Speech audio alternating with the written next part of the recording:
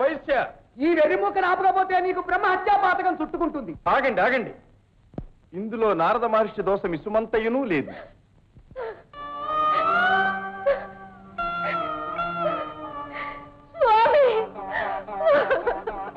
సత్య, కోరి చేసిన వ్రతము, తెలిసి ఇచ్చిన దానము. కృష్ణ స్వామి. అమ్మా సత్యభామాదేవి, ఎంత పని చేశావమ్మా!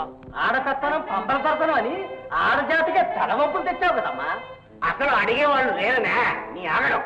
స్వామి అందరి వాడు కదా, నీ సత్య అయినట్టు ఎలా దానం చేసావంట? పెద్దలారా, బుద్ధి తక్కువే చేశాను, క్షమించండి స్వామి. శ్రీకృష్ణ, స్వామి ఇక నీవు మాట్లాడవచ్చు. సత్య, నేనేమి చెప్పగలను? వ్రతం ఉపదేశించిన ఆ మునీంద్రులని అడుగు. మునీంద్ర, చేతులు జోడించి ప్రయోజనం లేదు, చెప్పినట్లు చేయగలవా? ఈ వ్రతము చేయలేదా మునీంద్ర?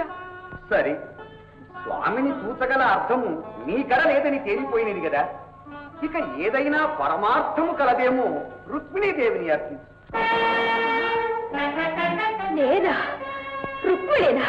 అడిగినావు గనక చెప్పినాను. ఆచరిస్తావో విరమిస్తావో అది నీ ఇష్టం. కృష్ణయ్య, స్వామి, ఇది ఇంతలో తేలినది కాదయ్యా. పద పక్క వీధికి వెళదాం. ఆగండి, ఆగండి. అహంకారాన్ని చంపుకున్నాను, అభిమానాన్ని విడనాడినాను. మీ ఆనశిరస వహించి అక్కగారిని ఆశ్రయిస్తాను.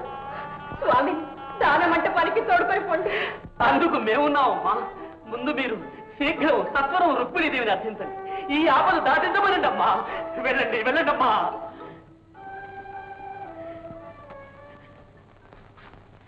ఆకుచాటు పిండ తడిసే,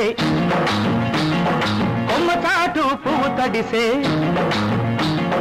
ఆకుచాటు పిండ తడిసే, కొమ్మ చాటు పువ్వు తడిసే. ఆకాశ గంగొచ్చింది, అందాలు ముంచెత్తింది. గోదావరి పొంగొచ్చింది, కొంగుల్ని ముడిపెట్టింది.